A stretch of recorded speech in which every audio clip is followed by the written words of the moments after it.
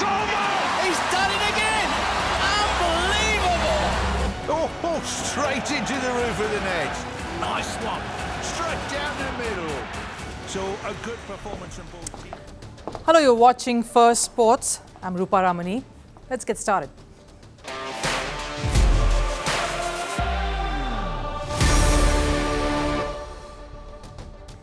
We've got an exciting lineup for you today at the start of the week. The New Zealand cricket team, both men and women, have scripted history over the weekend. The men's team beat India in India for the first time in over 3 decades. What lies ahead now for Team India and how skewed are the permutations, combinations for qualifying for World Test Championship final? It's a race to the finish. The New Zealand women's team, meanwhile, crossed that finish line last night, becoming T20 World Champions for the very first time. The biggest hero of that win, Amelia Kerr, what makes her tick and how significant is this win for the Grandma's team? And we wrap up with some news that involves the Italian water polo team. They've been banned for 6 months for their unruly behavior in the Paris Olympics post their quarter-final loss to Hungary, where they verbally and physically abused the referees. All of that heading your way, but first, let's take a look at the headlines. Starting with news from Formula One, Ferrari had a field day at the United States Grand Prix in Austin, Texas. Charles Leclerc won as Carlos Sainz finished second. Max Verstappen managed to secure the 3rd spot, but only after Lando Norris was handed a controversial penalty during the race. Verstappen has now extended his lead over Norris thanks to this in the driver's standings. Over in tennis, world number 1 Jannik Sinner continued his dream run over rival Carlos Alcaraz by winning and beating him in the Six Kings tournament in Saudi. The Italian won the exhibition tournament 6-7, 6-3, 6-3. Sinner was awarded a cash prize worth a record $6 million. That's the largest amount in tennis history. Moving to football and Major League Soccer, Lionel Messi continued his red-hot form at the MLS, scoring a hat-trick during Inter Miami's 6-2 win over New England. With Inter Miami already leading 3-2 up until the 78-minute mark, Messi scored 3 times in 11 minutes to take his tally to 20 goals in 19 appearances for his Miami-based club. And over in the Premier League, Arne Slot became the first Liverpool manager to win 10 of his 11 opening matches after a 2-1 win over Chelsea. Curtis Jones and Mohamed Salah scored in that game. Meanwhile, Manchester City secured a last-minute win over Wolves to bridge that gap with table toppers Liverpool. John Stones' injury time goal gave City a 2-1 victory to stay second with 20 points.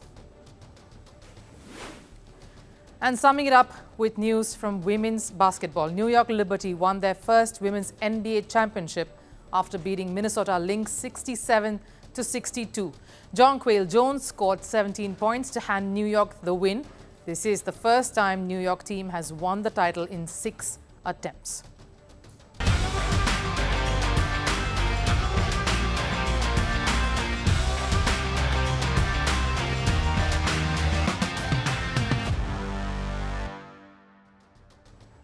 Yes, it's time for Quest for Queendom, and that quest got complete last Sunday. That's yesterday. Imagine your biggest dream coming true. You're writing an essay in your school and you say your biggest dream is to win a World Cup, and that becomes a reality. That's the true story of 24-year-old Amelia Kerr, who has grown under the shadows of her seniors and made all of their collective dreams come true. New Zealand beat South Africa last night and claimed their very first T20 World Cup title. Again, we do not want to run parallel narratives here, but picture this: New Zealand men's cricket team crashing out of the T20 World Cup just some months ago, losing to West Indies, in fact, who ousted them in front of their own home crowd. The women's team drove away all those nightmares by beating the West Indies team first in the semi-final to book a spot in the final, and then, of course, beat a spirited South African side to clinch the title. Now, more often than not, these matches become about the seniors in the team, sort of like their last hurrah, the ones for whom the team unites to win it for, a team working to achieve their long-held desire.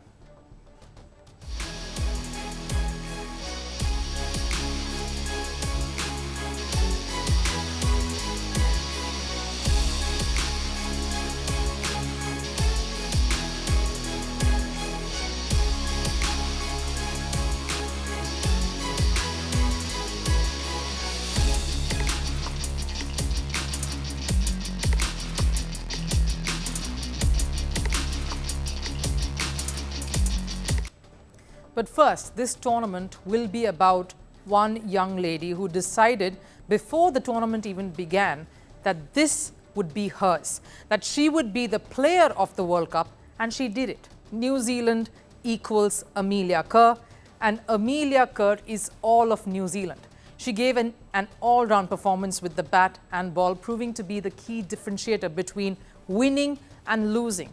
Just this final alone, she scored 43 valuable runs batting first, and then of course took 3 crucial wickets, including that of the South African skipper, Wolvaardt, their top scorer in fact in that final, that really put the brakes and turned the tide in the favour of the White Ferns.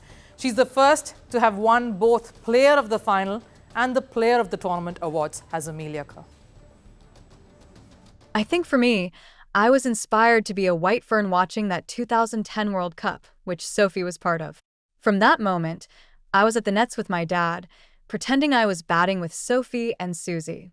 Being on the team at such a young age and playing alongside my role models who have been so good to me, 2 of New Zealand's greatest ever cricketers, was incredible. Talk about a dream manifesting itself and talk about doing that yourself. That's truly a dream come true moment. And Amelia Kerr capped off that win by playing the guitar as her entire team stood around her singing a Maori song in dedication to their roots after what was indeed a historic win.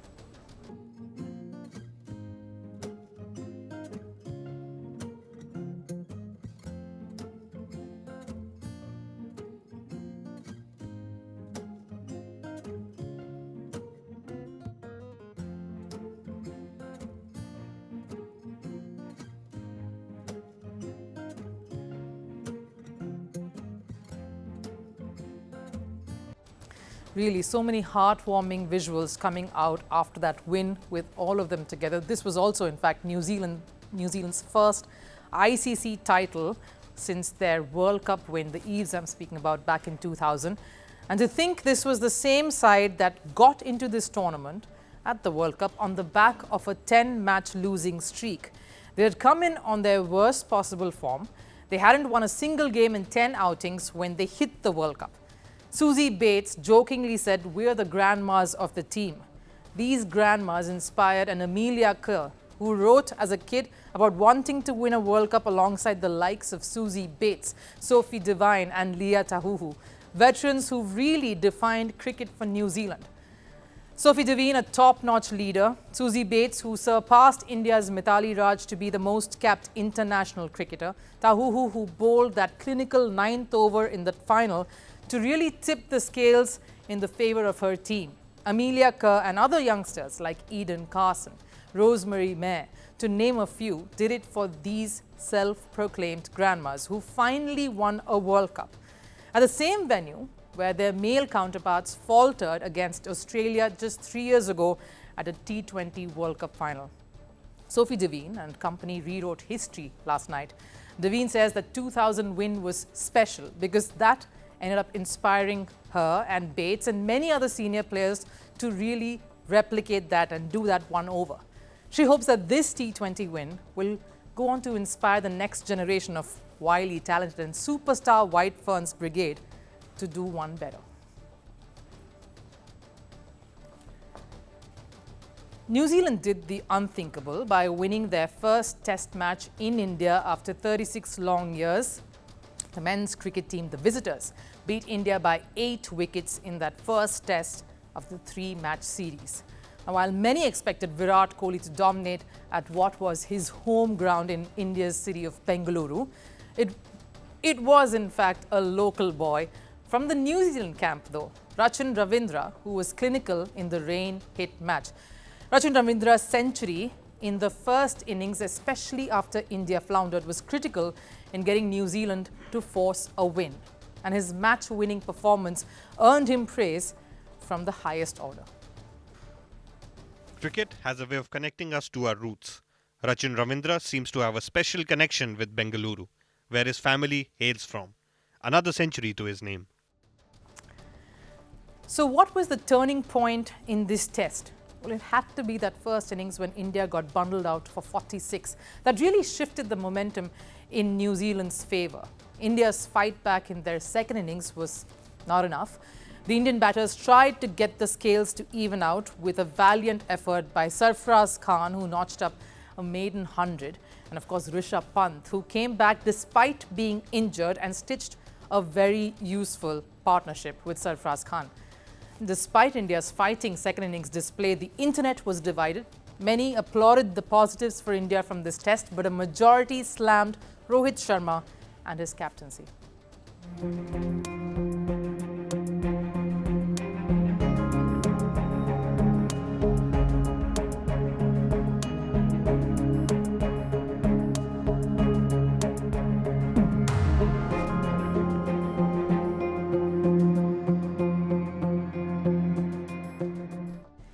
The skipper was primarily criticised for putting India into bat first on that sort of a track, something the captain took the blame for. Rohit Sharma came to that press conference at the end of day 2 and admitted it was a wrong call, and it was his wrong call. Now, it takes a lot to accept one's faults, which Rohit Sharma did.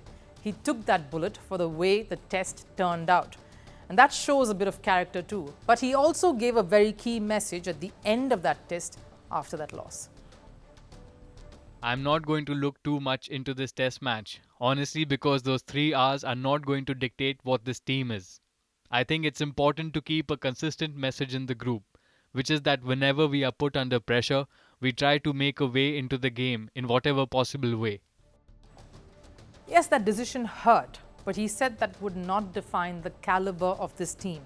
Despite the criticisms, Rohit's message is loud and clear. He and his team are not thinking much about this loss. Many critics also slammed some tactical moves Rohit Sharma had made, which in hindsight, of course, did not come off. Sure, India were expected to beat New Zealand and at home, but given how India batted in that second innings, it proves that the Indian team is trying to stay positive even in the eye of defeat. Because the series is not done yet. The squads for the remaining 2 test matches have been announced. The Indian team has continued with the same squad, but the interesting addition is that of Washington Sundar.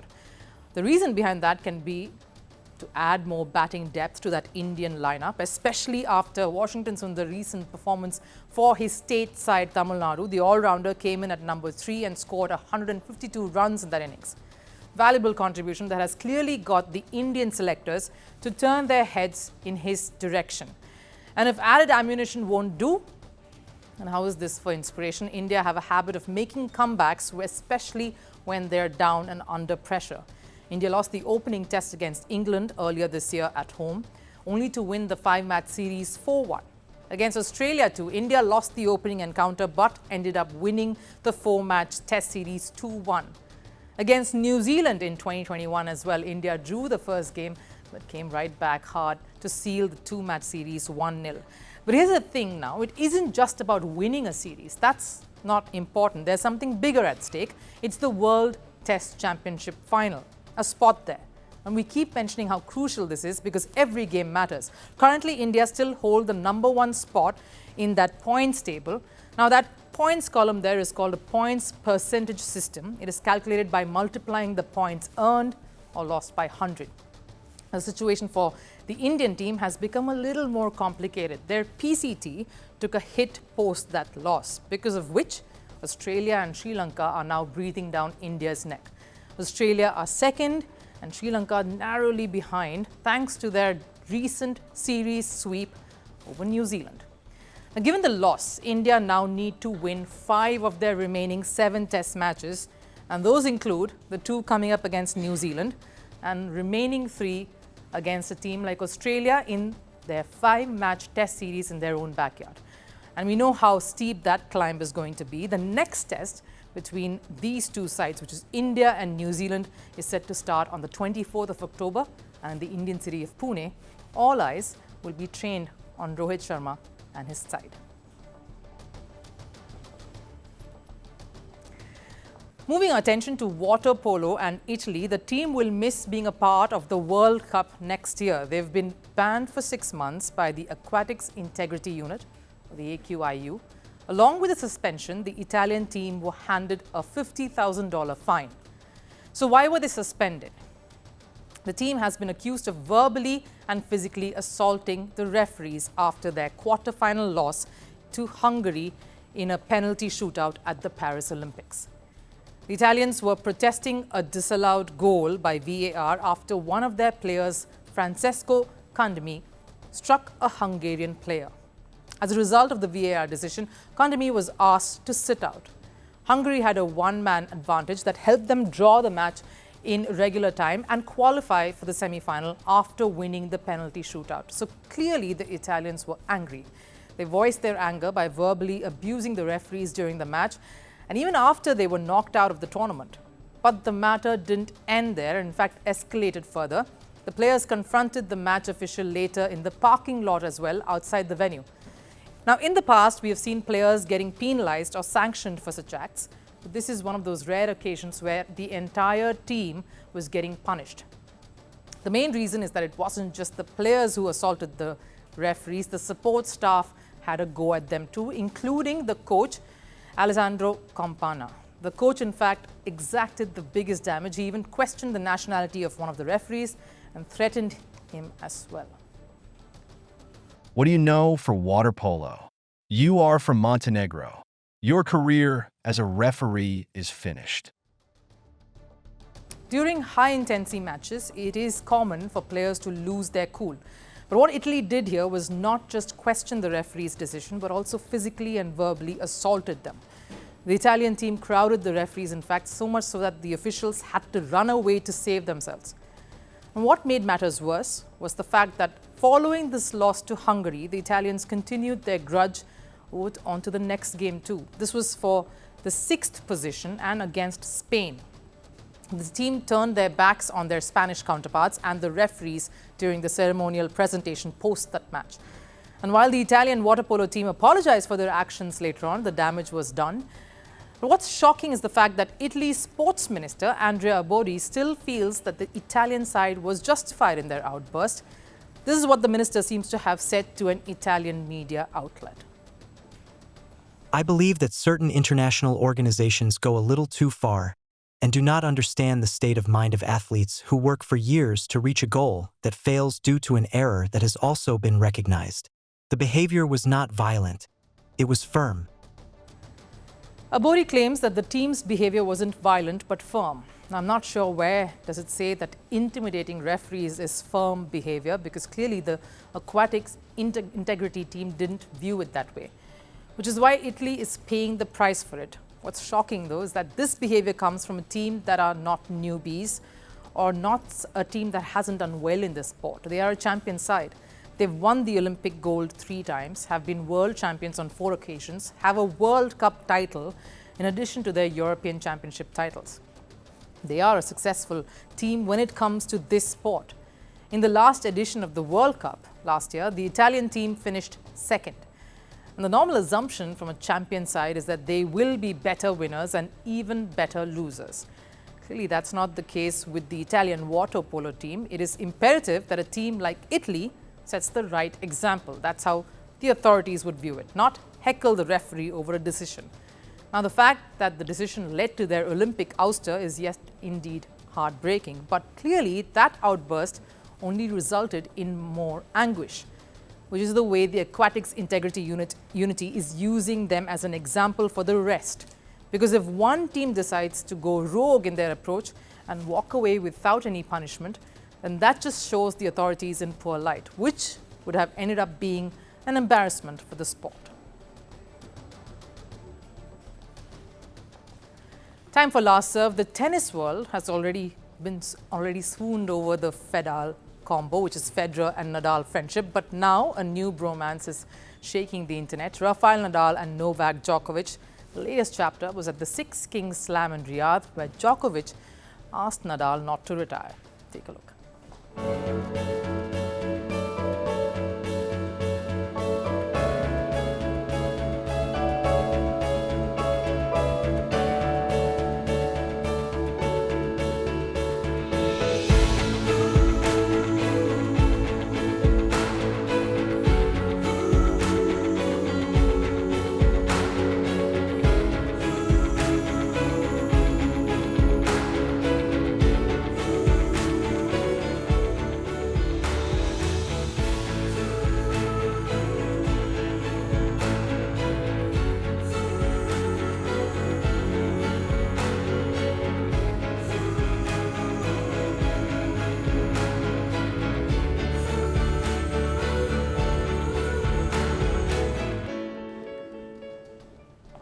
That wraps it up here on Firstpost.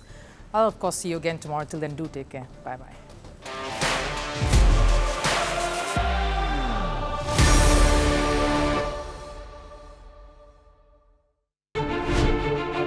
Firstpost decodes the U.S. election, explains how America chooses its president. Your primer on the race to the White House. Everything you need to know about how America votes and its global implications. U.S. Election Explained. Every Monday and Thursday only on Firstpost.